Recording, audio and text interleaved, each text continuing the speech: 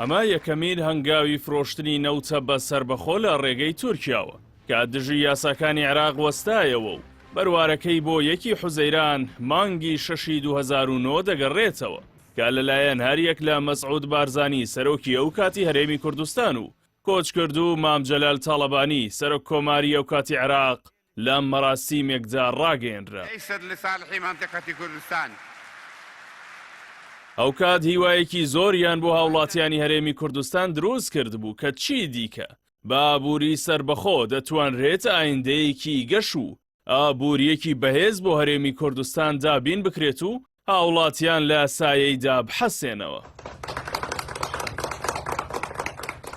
ئەمەش ڕادەستکردنی هەمان نەوتە لەلایەن دوو کارمەندی سادەی نەوتەوە کە دوای زیاتر لە 15 ساڵ لەو ڕووداوە دێت و تێیدا هەرێمی کوردستان مافی فرۆشتنی تەنانەت 1 بەرمیل نەوتیشی لێ سەندراوەتەوە و دەبێت ئێستا ڕۆژانە 190,000 بەرمیل ڕادەست بکات و هەر زیادەیەکیش لە بەرهەم لە ئایندەدا دەبێت ڕادەست بکرێت. ڕاگەیاندنی ڕێککەوتنەکەیش لەلایەن سەرۆکوەزیرانی عێراقەوە خرایە ساڵ یادی ڕیفراندۆمی هەرێمی کوردستانەوە. لەو ساڵانەی دوای دەستپێکی هەناردەی نەوت بە سربەخۆیی هەرێمی کوردستان هیچ هەنگاوێکی بەرەوە ئامانجەکانی نەنا بگرە بەهۆی خراپی گرێبەستەکان، ناشەفافی و تاڵانکاری حزبەکانی دەسەڵاتەوە. دۆخێکی سەختی بێپێشینە بۆ هاوڵاتیان دروست کرا و ناسەقامگیری ئابووری و کۆمەڵایەتی و سیاسی لێکەوتەوە. لەو ماوەیەدا کابینەکانی حکوومەتی هەرێمی کوردستان زیاتر لە 60 موچەی فەرمانبەرانیان خوارد و سیستمی پاشەکەوت و لێبڕین و خۆگونجاندنیان هێنایە ئاراوە.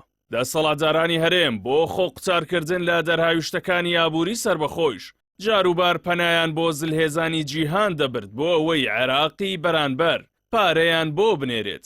باج و سەرانە و کرێ و پارەی کارەبا و ئاویشیان لەسەر هاوڵاتیان چەند هێندە کرد. پلەبەرزکردنەوە و دامەزراندنی فەرمانبەرانیشیان بە یەکجاری ڕاگرت.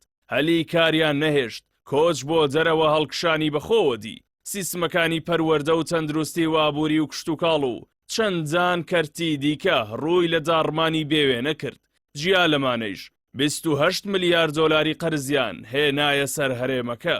لەم ماوەیەدا دەنگی دلێر هەمیشە دژی سیاسەتی هەڵەی کاربەدەستانی هەرێم بڵند بوو. هەمیشە داوا دەکرا هەرێم نەوت ڕادەست بکات و پابەندی ئەو ڕێکەوتنانە بێت کە لەلایەن نوێنەرەکانیەوە واژۆ دەکرێت تا سەقامگیری بۆ خەڵک بگەڕێتەوە. بەڵام لەلایەن بەرپرسانی حزب و چاودێرانی بەناو سربەخۆی نزیک لە خۆیان هەمیشە دژی ئەم دەنگانە دەوەستانەوە و بەدجاشایەتی و عێراقی بوون تۆمەتباریان دەکردن. بەڵام هەر ئەوەی لە 27 ئەیلولدا ڕوویدا بەڵگەی ڕوونی ئەوەیە کە تا ئەو بەروارە تەنانەت 1 بەرمیلیش ڕادەستی سۆمۆ نەکراوە و نەوت هۆکاری سەرەکی بارگرانیەکانی خەڵک بووە کە حکوومەتی ماوە بەسەرچوو پێی هەستاوە. بەڵام وەک هەمیشە لە سایەی منتیقی هێز و نەبوونی پەرلەمان و دادگایەکی سربەخۆ هیچ کەس بەرپرسیارەتی هەڵناگرێت و ئەو شێوەی ڕیفراندۆمە شکست خواردووەکە هەمان سەرانی پێشوو خۆیان دەکەنە پاڵەوان لە خەڵک و هەر ئەو نەوتەی ڕادەستی بەغدادیان نەدەکرد و خەڵکیان پێ تەخوین دەکرد. ئێستا خۆیان وەک جۆرێک لە شکست ڕادەستی دەکەن و پابەندی هەموو مەرجەکانیشن. دیسان بە دەستکەوت بە خەڵکی دەفرۆشنەوە و خۆیانی پێ دەکەنە پاڵەوان.